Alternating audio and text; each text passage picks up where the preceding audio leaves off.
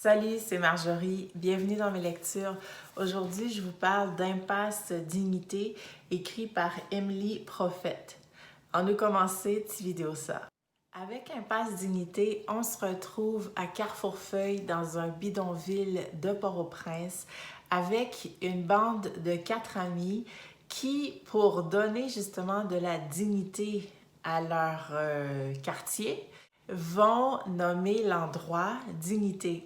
Ils vont cotiser par-ci, par-là pour construire une insigne et puis ils vont travailler à numéroter les habitations. On s'entend, c'est un bidonville. Les maisons sont faites de ce que les gens ont pu trouver. Mais pour eux, c'est important justement de mettre leur milieu de vie sur la carte, de dire qu'ils existent et non seulement ils existent, mais ils ont droit à une dignité même s'ils vivent dans la pauvreté la plus abjecte. Impasse Dignité, le nom le dit, impasse, donc dans le fond, c'est un cul-de-sac qui se situe à côté d'une ravine et sur un terrain, si on veut, en terre battue.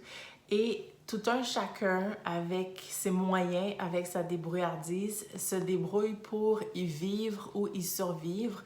Et la plupart du temps, quand on est à Impasse Dignité, on y meurt. Il n'y a pas mille et une façons de s'en sortir. C'est difficile de s'en sortir et c'est extrêmement difficile par ailleurs d'évoluer et d'aller dans le quartier qui est juste à côté, qui est un quartier cossu où il y a des familles riches. On peut penser que c'est de la petite bourgeoisie qui y vit avec des grands terrains, des belles maisons en briques, des clôtures avec des gardiens devant la maison et tout ça.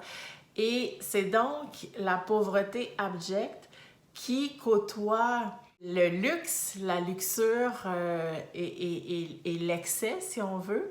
Et on suit ces amis-là dans leur vie au quotidien, dans les différentes péripéties que la pauvreté, la misère leur font vivre.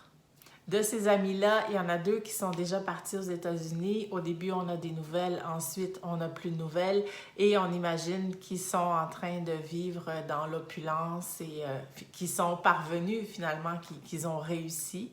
Et nous, quand je dis nous, c'est les 2 jeunes qui restent. Eh bien, ils font ce qu'ils peuvent pour vivre et survivre. Il y en a un dont la maman est terriblement malade. On présume que c'est un cancer. Mais il n'y a pas de moyens, il n'y a rien pour la soigner, même pas pour la soulager de ses douleurs. Donc, son fils est à son chevet, puis il essaie tant bien que mal de s'en occuper ou en tout cas de lui apporter une certaine compagnie. Et le personnage principal, c'est José. José qui est dans la demi-vingtaine ou début vingtaine comme ses amis.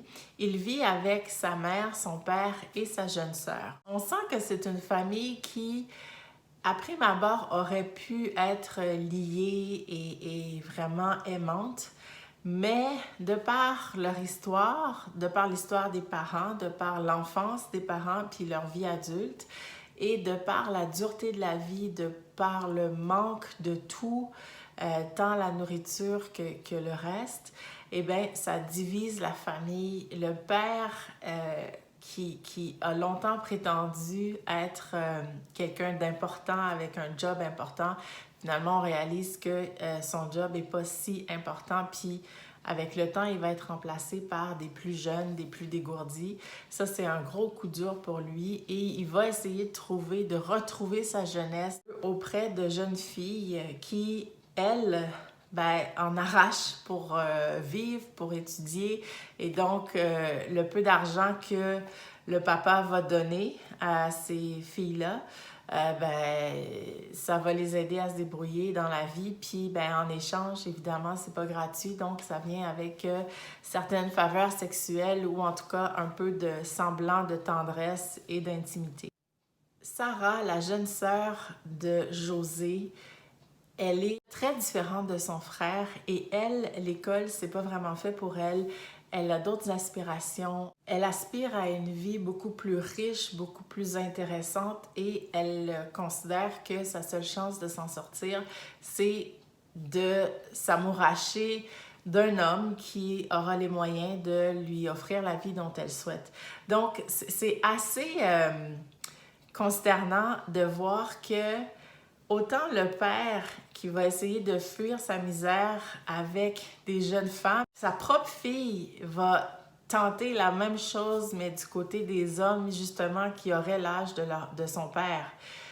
Et c'est toute une réflexion qu'on peut se faire sur justement la misère, jusqu'où ça peut mener, puis les moyens qu'on a de s'en sortir quand on vit dans un bidonville, puis qu'on est une jeune femme, et puis qu'on a les attributs qu'on a, avec les parents qu'on a, puis avec les moyens qu'on a, ben... La mère de José, c'est un personnage qui est aussi important dans l'histoire. C'est une femme épuisée qui a tout donné ce qu'elle avait à son mari, à ses enfants. Et étant donné que son mari ne rapporte pas assez d'argent à la maison, puis déjà, le maigre salaire qu'il fait, ben, il le dépense avec les jeunes filles, puis l'alcool et tout. Elle est obligée de travailler et de faire des trucs dont elle est très peu fière. Et ça la vieillit, ça pèse sur elle. Et sa seule porte de sortie, dans le fond, c'est sa spiritualité, ses croyances. Et elle se rend à l'église régulièrement. Ses enfants ont arrêté de la suivre, son mari aussi. Et elle, c'est ce qui lui permet de vivre, de survivre, de s'accrocher et d'avoir espoir en quelque chose de différent ou de meilleur avec le temps. C'est un tout petit livre que j'ai dévoré vraiment rapidement. Il nous transporte vraiment au cœur du bidonville et ça, c'est quelque chose dont quand on ne vient pas de là, dont on peut ignorer complètement, ben, pas l'existence, mais disons la réalité. Et là, ça nous est amené tout simplement. On suit José, on suit la vie des différents voisins, par exemple. Il y en a un qui s'appelle, de mémoire, c'est Petit Blanc. C'est un prêteur sur gage. C'est comme l'homme le plus riche du bidonville. Il se construit une maison à étages. Pour l'instant, sa maison, elle a 2 étages. Mais on s'entend, c'est du gros béton, c'est mal construit. Ça ressemble un peu à la tour de Pise, tellement ça penche. Et au sous-sol, pas au sous-sol, mais au rez-de-chaussée, il a son espèce de... Ici au Québec, ce serait un comptant.com, là. Donc son magasin de prêteurs sur gage. Et les gens viennent apporter le peu qu'ils ont, des chaudrons, évidemment les bijoux et tout ça, mais ça c'est vite passé. Mais après ça, ils apportent le peu de biens matériels qu'ils ont en échange d'un petit peu d'argent.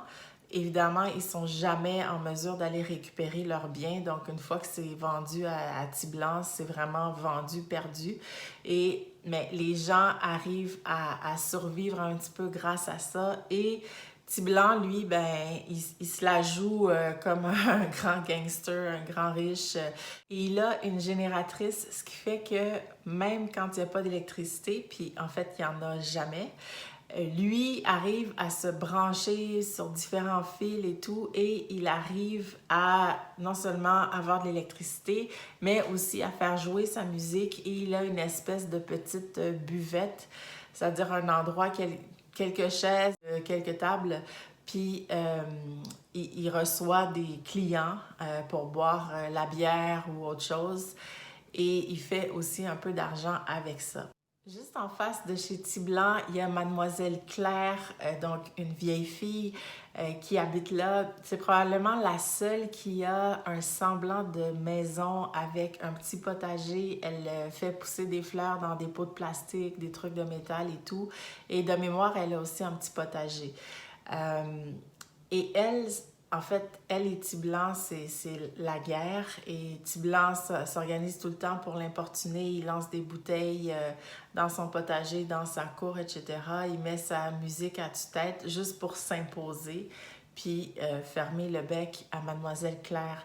Et en fait, moi, a priori, j'aurais pensé que dans la misère la plus grande, il y aurait une certaine solidarité entre les voisins, entre les différentes familles, mais j'ai vite compris que ce sont des vies tellement écorchées, tellement difficile et lourde à porter que la solidarité, ça ne résonne pas très fort. En fait, tout le monde est en mode survie et donc aller solidariser avec les autres alors qu'on n'a rien, qu'on a faim, c'est compliqué. Donc, c'est un peu du chacun pour soi. C'est sûr qu'il y a de l'entraide entre les amis, José et son ami Daniel qui est là. Mais à part ça, c'est très difficile. Et puis tout le monde se surveille, c'est ce que j'ai constaté. Mais en même temps, j'imagine que quand on a du temps, quand il y a de la oisiveté, ben c'est tout ce qu'on a à faire, là, un peu surveiller le voisin. D'ailleurs, il y a eu un sondage qui a révélé qu'un nombre important de personnes épient leurs voisins depuis le début du confinement. J'ai trouvé ça assez drôle, comme si on n'avait pas autre chose à faire. Mais bref, c'est la réalité dans ce bidonville-là, même s'ils ne sont pas en confinement, mais leur vie est une sorte de prison et dont ils essaient à tout prix de sortir, mais c'est pas toujours évident quand t'as pas les moyens, quand t'as pas pu aller à l'école, quand... Bref, concours de circonstances, puis quand c'est comme ça, de parents à enfants et tout ça, ben c'est de génération en génération. En bref, au fur et à mesure qu'on suit le quotidien de ces personnages-là, on se rend compte que la ravine qui est à côté d'eux, l'espèce de rigole de déchets et d'eau polluée qui se ramasse là, où les cochons vont manger, puis il y en a qui vont uriner et tout, ben ça grossit, ça prend de plus en plus de place, ça bouffe le terrain des maisons et en même temps, il n'y a rien pour stopper ça. Je veux dire, il n'y a pas d'égout, il n'y a pas d'eau courante, il n'y a pas d'électricité. Donc, c'est vraiment la vie matérielle réduite à sa plus simple expression. Ça n'empêche pas de tomber amoureux, ça n'empêche pas d'avoir des rêves, ça n'empêche pas d'avoir un sentiment de dignité, ça n'empêche pas d'avoir des aspirations. Et d'ailleurs, José va tomber amoureux d'une femme qui est très différente de lui.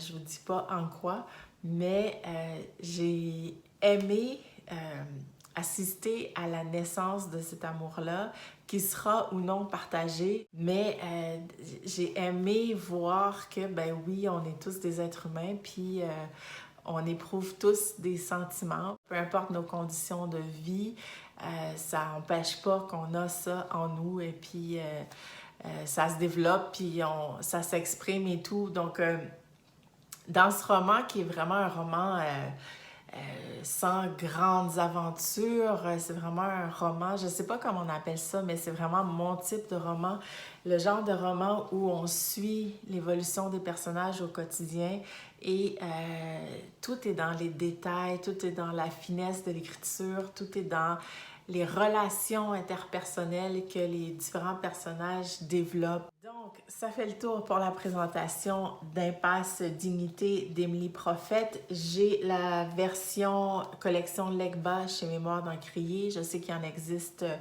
d'autres éditions, entre autres chez Mémoire d'Encrier aussi. Et donc, moi, je vous dis à bientôt dans une prochaine vidéo. Ciao!